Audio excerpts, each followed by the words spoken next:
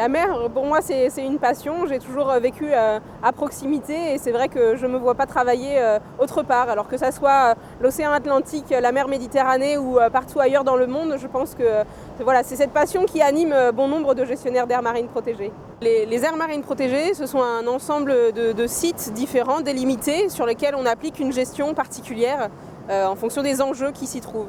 En Languedoc-Roussillon, nous avons 3 types d'aires marines protégées. Donc les sites Natura 2000, une réserve naturelle nationale et un parc naturel marin. Natura 2000, ce sont essentiellement des espèces et des habitats listés sur lesquels il faut particulièrement s'intéresser. Une réserve naturelle nationale, c'est sur un périmètre un petit peu plus petit, mais avec des enjeux de conservation très très forts et une réglementation appropriée. Et puis le parc naturel marin, qui a un périmètre beaucoup plus large, qui s'étend plus loin en mer et qui prend en compte l'ensemble des usages et également le patrimoine culturel. Le rôle du gestionnaire d'aires marines protégées est donc de concilier les enjeux de chacun, mais de faire en sorte bien sûr de préserver la biodiversité, qui est l'objectif à atteindre. Et l'Agence des aires marines protégées a, elle, pour but que l'ensemble soit cohérent et qu'il y ait vraiment ce réseau de constitués. Pour mettre en place des mesures de gestion, on a d'abord et avant tout le besoin de connaître, de mieux connaître à la fois la biodiversité, les espèces, les habitats comme je l'ai dit, également le fonctionnement des écosystèmes, mais également bien sûr prendre en compte l'ensemble des pratiques et donc mieux connaître les usages. La connaissance du milieu marin se fait bien sûr à travers les scientifiques, à travers les gestionnaires qui également communiquent cette connaissance, à travers les associations d'éducation à l'environnement qui sensibilisent le grand public, et puis finalement à travers tous les acteurs de la mer qui parlent de leur passion au quotidien et qui permet de faire découvrir ce milieu à tout le monde. Sur le littoral du Languedoc-Roussillon, le nombre d'usagers est vraiment important, à la fois du monde professionnel et des productions primaires, et puis également tout ce qui a trait à la sphère touristique, qui aussi représente un certain nombre de professionnels, mais aussi d'usagers de loisirs. Dans l'avenir, il faudra faire avec cette multiplicité d'acteurs, pouvoir se retrouver encore une fois autour de la table et vraiment gérer la mer ensemble.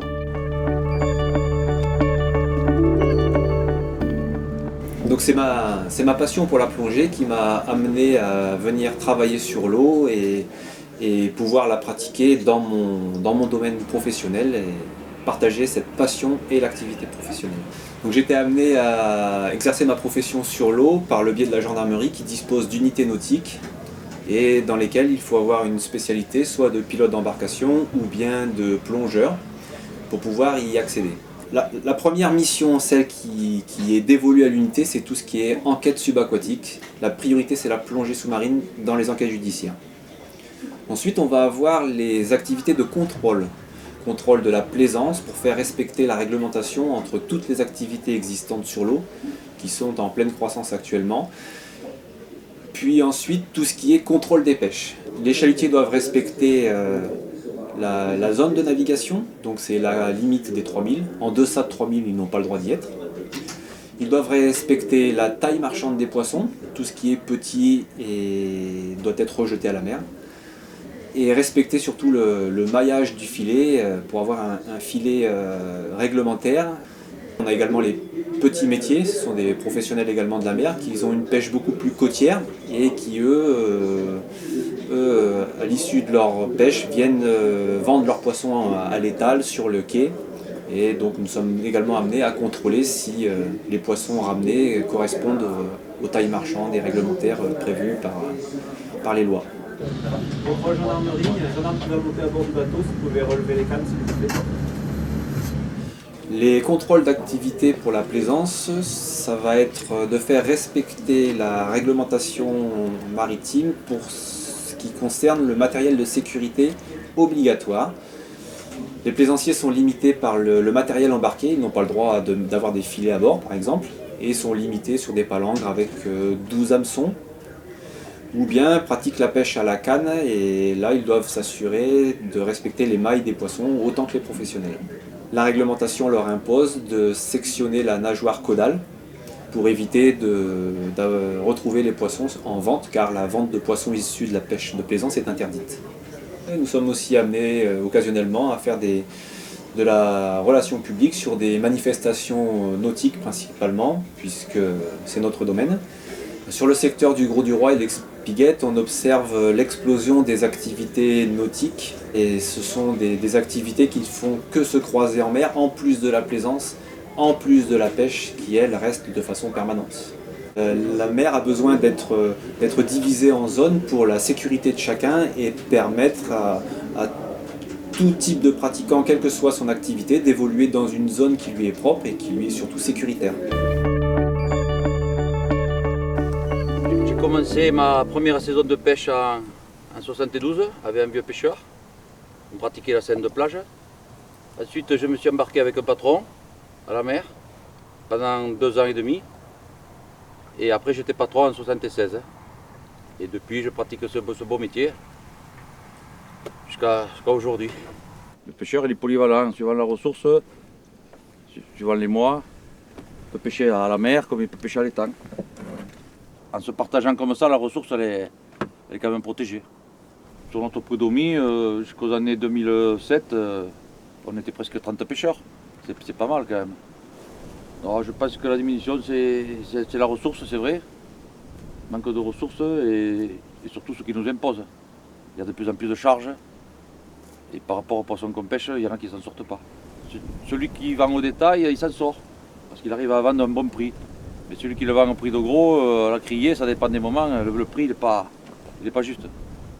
Je pense que le pêcheur il a compris qu'en pêchant du beau poisson, il pouvait le vendre mieux, plus cher, d'où l'intérêt de faire des pêches sélectives.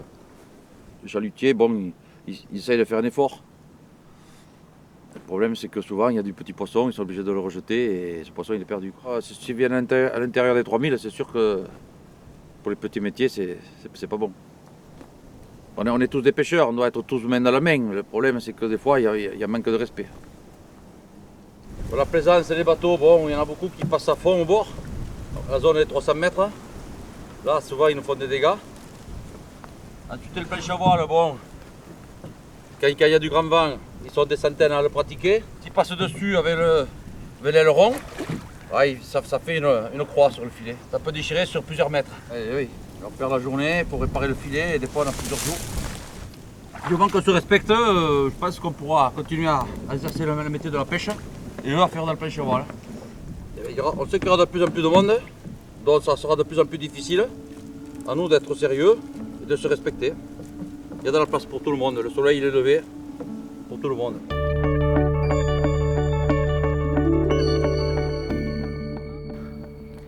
Alors ce qui m'a amené à la mer, c'est vrai que c'est beaucoup quelque chose lié aux souvenirs d'enfance et au bon moment au final passé au bord de l'eau avec un attrait pour ce milieu-là et puis plus tard une passion qui s'est dégagée, beaucoup de curiosité.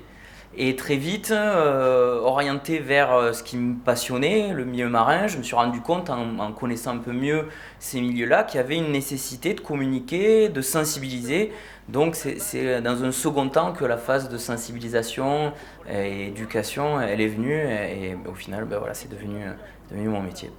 Alors pour créer un outil adapté à l'heure actuelle en éducation à l'environnement, on a besoin déjà de connaître les éléments du territoire qu'on souhaite valoriser, nous à savoir le milieu naturel marin. On a un grand besoin d'être informé sur l'actualité des problématiques, l'actualité de nos thématiques liées aux différents usages.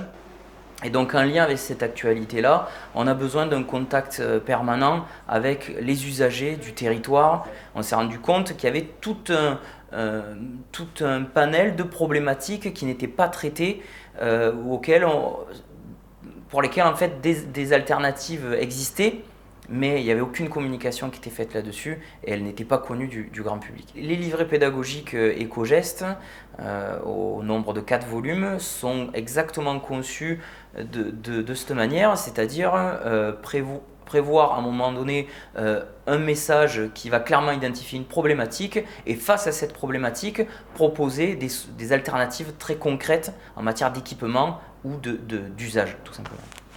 Le fait qu'on soit de plus en plus à profiter et à utiliser la mer comme ressource, comme outil professionnel, comme lieu de vacances, lieu de retraite ou lieu de vie tout simplement, ça demande à un moment donné de se tourner les uns vers les autres et d'apprendre à vivre ou travailler ensemble en ayant l'idée commune d'un avenir durable pour cette ressource-là. Nous, ce qu'on aimerait vraiment, c'est qu'on prenne en compte l'éducation là-dedans et le fait de pouvoir valoriser cet outil d'avenir qu'est la mer.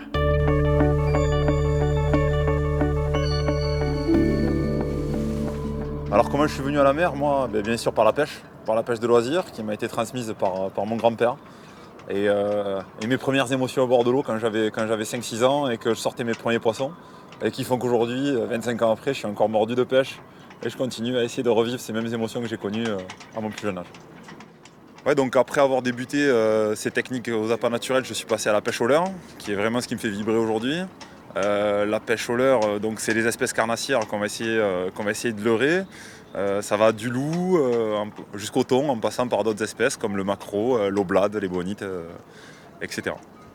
L'activité consiste à aller duper des poissons avec des imitations de poissonnets, que ce soit en matière dure, en matière souple, et s'amuser avec lui et le relâcher, le laisser repartir et le piquer une prochaine fois plus gros. Toutes les techniques de pêche ont besoin d'une connaissance du milieu. Je pense que pour arriver à piquer un poisson et le tromper quelque part, il faut obligatoirement le connaître.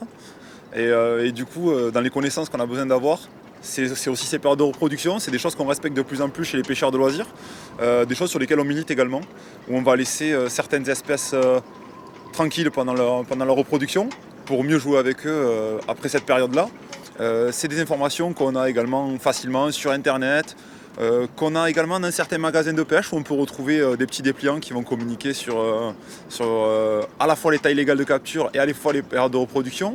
Ça fait partie notamment d'un des outils qui avait été développé par une association sétoise, Voile de Neptune. Alors il y a de plus en plus de pêcheurs de loisirs, ça j'en suis convaincu. Je le vois tout simplement en bateau quand je sors, je le vois quand je me balade le long des quais. Et pouvoir pêcher un poisson ou partager la prise d'un poisson avec un bateau à proximité, ça peut faire partie aussi de l'amusement. Au niveau du partage de l'espace, je pense que tout le monde se respecte à la mer, chacun dans son domaine de compétences. On a les petits métiers, pêcheurs artisanaux qui pêchent sur nos côtes. Nous, pêcheurs de loisirs, on y pêche également. Si on avait peut-être plus d'occasion de pouvoir partager, échanger ensemble, on s'apercevrait qu'au final, on est tous des passionnés de la mer. Et en aucun cas, on se gêne les uns les autres. Simplement, on partage le même environnement.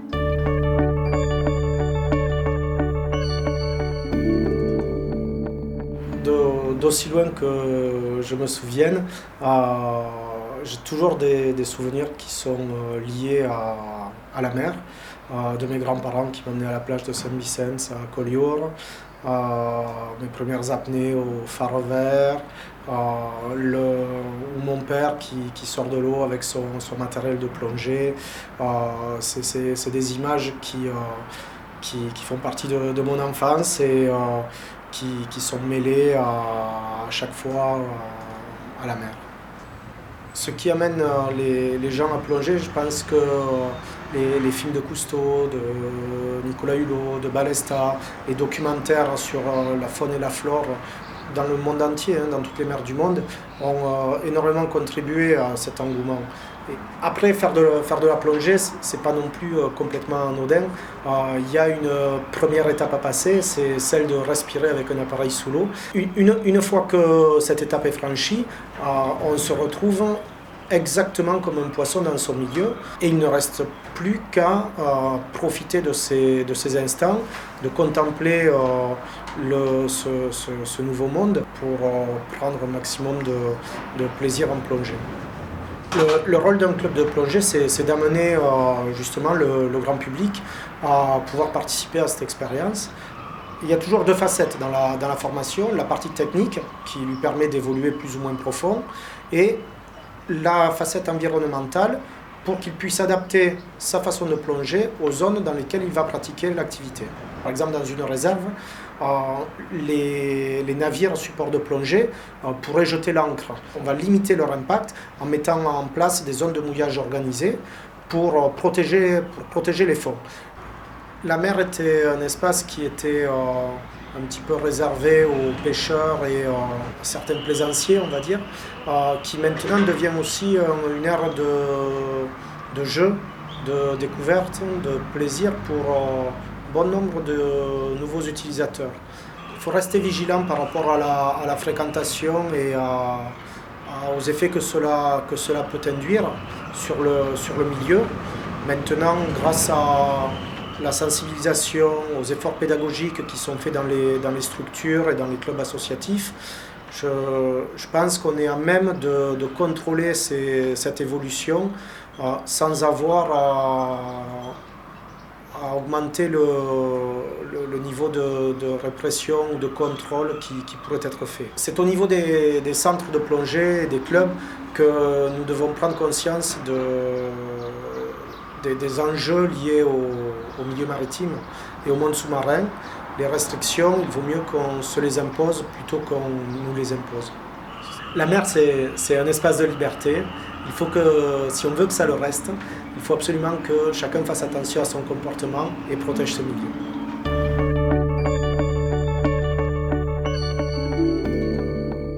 Alors comment j'ai découvert la mer ? Alors c'est au travers de mes études en fait, à l'université, et en fin de licence, il y a des thèmes autour de l'écologie marine, il y avait des matières comme ça.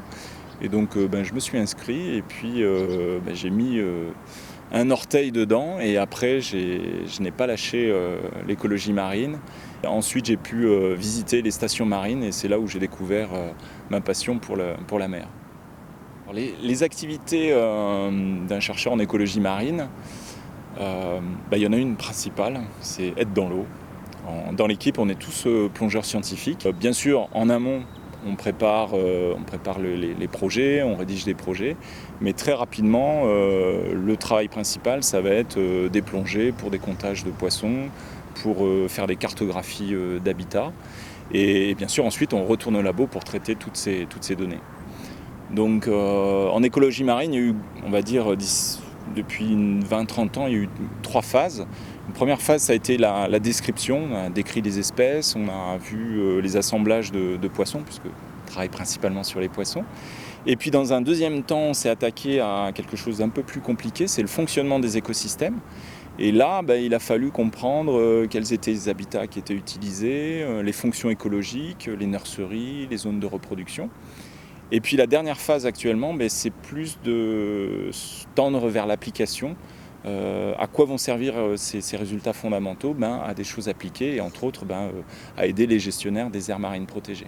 Un exemple concret, ça va être une espèce emblématique en Méditerranée, c'est le mérou brun. Le constat, ça a été une disparition quasi totale des côtes françaises.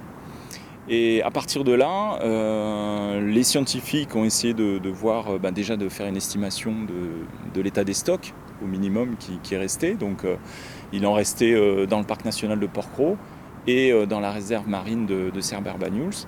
Et donc là, l'intérêt typiquement pour cette espèce, ça a été de favoriser son retour grâce aux aires marines protégées, mais en y ajoutant un outil complémentaire réglementaire, c'est-à-dire un moratoire. Et là, en fait, c'est créé autour du groupe d'études des mérous. On s'est retrouvés entre scientifiques, gestionnaires, usagers, et on a mis à plat tous les problèmes et les solutions qu'on pouvait apporter en termes de gestion, mais aussi en termes de connaissances scientifiques. Et c'est là où on se retrouve avec les différents acteurs. Donc un des leviers importants pour soutenir la recherche scientifique en France, c'est lorsque les collectivités s'impliquent. C'est le cas à Port-Barcarès, ce qui nous permet de dynamiser nos recherches à l'échelle locale, nationale, voire internationale. La biodiversité marine, elle n'est pas uniquement intéressante en termes de ressources halieutiques ou en termes de loisirs, c'est que l'homme a sa place, et comme toutes les espèces. Et le problème, c'est quand on perd une espèce, c'est pas trop grave, mais quand, un peu comme sur un pull, une maille saute, mais si c'est toutes les mailles qui sautent, à un moment donné, tout le système va s'effondrer. Et le problème, c'est qu'on en fait partie, donc il faut qu'on préserve vraiment cette biodiversité marine.